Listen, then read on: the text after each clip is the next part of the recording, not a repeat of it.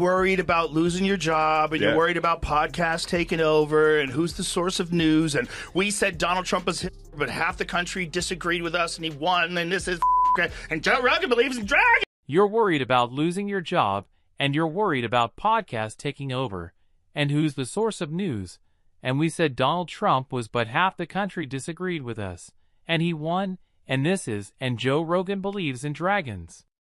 Imagine this Joe Rogan minding his own primal business. Maybe tossing back an elk meat smoothie or mid-kettlebell swing when the view crosses the line one too many times. Now he's firing back with a $100 million defamation lawsuit so big it practically begs for cage fight commentary. Whoopi's probably rethinking every rant. Sonny's contour is sweating bullets. And Joy, well, she's staring blankly like someone hit pause on her brain. Is this a courtroom showdown, or the most chaotic crossover since reality TV crashed into politics? Rewind for a second. Picture Rogan deep in the jungle on an Awasa trip, decoding the secrets of the universe. He pauses, eyes sharp. One word enough.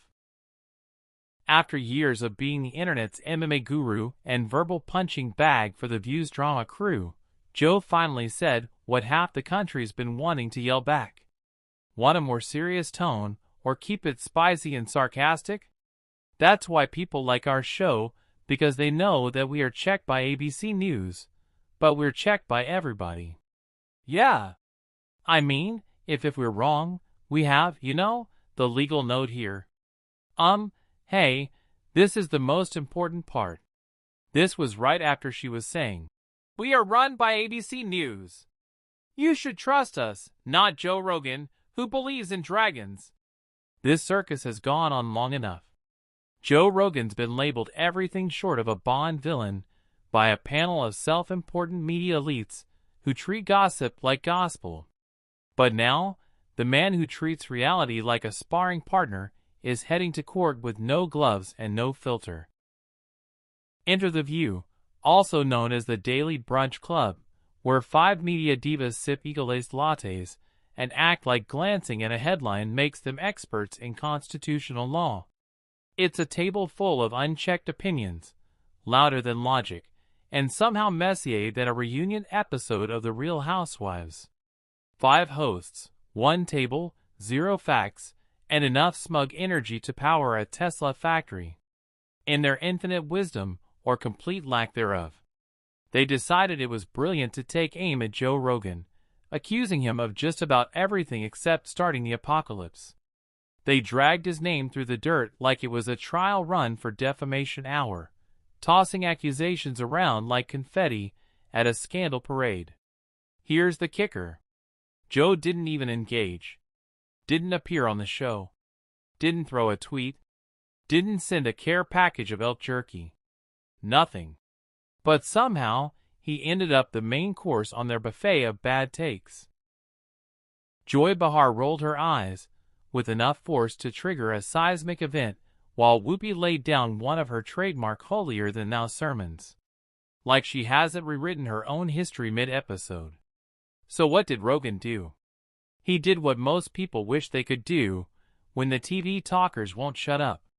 He lawyered up. Is that show has this very specific ideological bubble in which they operate in, and they always bring on a token conservative woman and they yell over her and silence her and, they did that with Meghan McCain, and they did that with what is that other blonde woman from Survivor? Do you remember her, Jamie? She was always yelling. I mean, it's a bizarre show. Oh, he snapped.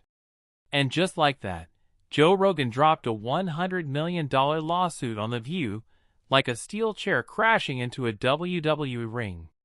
Boom. You read that right. The same guy who once dared people to eat cow guts for a paycheck is now serving lawsuits, like they're part of his next extreme survival test. But this time, the challenge is legal warfare. And the prize is his name, his brand, his empire. Let's clear something up. This isn't about bruised feelings, or someone roasting Joe's buzzcut or caveman podcast vibe. Rogan's got skin thicker than rawhide. But when you start tossing out accusations that could derail contracts, destroy credibility, and put his multi-million-dollar Spotify throne on shaky ground, that's not banter. That's business sabotage. Saying, "I don't like the guy," is your right. Say it loud. Say it often. But when you go on national TV and label him a danger to society while sipping oat milk lattes and playing armchair expert like you're solving global crisis before noon, that's not journalism. That's negligence. And here's the reality check. Just because it's daytime TV doesn't mean you get a hall pass to throw wild claims with no blowback. ABC airtime isn't a legal shield. You don't get to dish slander with a grin and expect the fallout to stay off camera. Turns out Joe was listening, and now he's responding the only way that gets taken seriously in court. Want to follow up with a closing zinger? Joe Rogan here. Did you see Joe Rogan who believes in dragons? I guess according to Joy Behar, and he changed his X profile. Did you see this? I did see that. It now just simply says Dragon Believer. He had talked about dragons on the show. It's the thing of it is you take anything out of context, and you can make fun of it and mock it. And so let's do that. It goes without saying, Joe Rogan, how many times more intelligent do you think Joe Rogan is than Joy Behar? And now reality's kicking down the door because Joe Rogan isn't just some guy with a mic. He's a full-blown media empire with a $200 million arsenal and a black belt in calling out BS. And guess what? He's officially done playing nice. This lawsuit, it's not a cute PR move or a headline grab. His legal team didn't show up with scented letters and hopeful vibes. They came in like a legal SWAT unit, armed with receipts, video evidence, transcripts, and side-by-side breakdowns that make the View's commentary look less like opinion and more like fiction on fire. Let's talk about that magic word, facts. Something that seems to have taken an extended vacation from daytime television. So what exactly did they say that crossed the legal line? Just your typical oops defamation? Because when you go on national TV and accuse a guy with one of the world's biggest platforms of willfully spreading misinformation, you better show up with hard evidence, not brunch energy. But The View didn't bring proof. They brought volume. A scattershot of hot takes with all the stability of a Jenga tower in a wind tunnel. And let's be real, this isn't about Rogan getting his feelings hurt. This is about business. When you throw his name into the blender of chaos and hit puree live on air, the ripple effect hits where it hurts. The bottom line. Spotify might love a little controversy, but not when it starts smelling like liability. Joe's legal team laid it out crystal clear. This wasn't just loose talk. It was brand arson. Reckless, damaging, and fully actionable. And now they want accountability. People want us divided. And they aren't just here in this country. There are foreign adversaries who are infiltrating our social media because it is prudent for us to stay that way.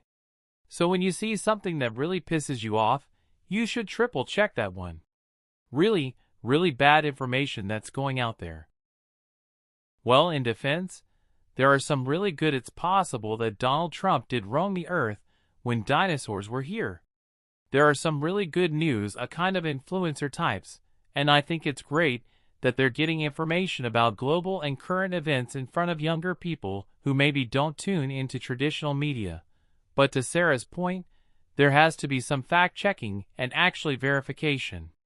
And how did the hosts respond with the kind of dramatic confusion you'd expect from a soap opera audition?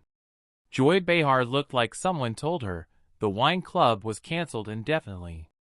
Suddenly Hostin dove headfirst into courtroom lingo, like she skimmed a law textbook during a lunch break, and Whoopi ever the oracle of contradictions dropped the timeless classic. Well, it's just our opinion like that's some kind of legal invisibility cloak. But here's the reality check. Once your opinion is broadcast to millions, it stops being coffee table chatter and starts becoming influence with real-world consequences. And if there's no evidence to back it up, that's not freedom of speech. It's a legal time bomb. Rogan didn't just walk in with feelings hurt. He walked in with proof. This wasn't thoughtful critique. It was, let's label him dangerous, milk the applause, and pretend lawsuits are for other people energy. Bold, just not smart. Now, here's the twist. Rogan clapped back the only way he knows how. Straight through the mic on the most watched, most listened to podcast on the planet. That's like trying to throw shade at the sun and getting vaporized mid-sentence. His response hit every gym, sauna, truck cab, and tinfoil-lined Reddit thread from here to the stratosphere. And Joe, he didn't just respond, he dismantled step by step, take by take. He shredded their claims with precision and that signature Rogan smirk. The one that basically says, I bench press more truth in a single podcast than you turn out in a whole season. Did you see what Whoopi Goldberg said? What you say? Whoopi Goldberg said that Biden could arrest all the Republicans and put them in jail. You just need to see how unhinged this kind of thinking is. Well, you know what Joe Biden could do? Joe Biden, you have to see it 'cause it's so on television. You know, just let's look at a scenario where the Supreme Court says yes, he has that. He has all those rights. He is immune from everything. You know what Joe Biden could do since he is presently president? What? Whoa. He could throw every Republican in jail. And the fans? They exploded. Reddit lit up with threads longer than legal depositions. Each one dissecting the drama like digital watchdogs in a caffeine-fueled frenzy.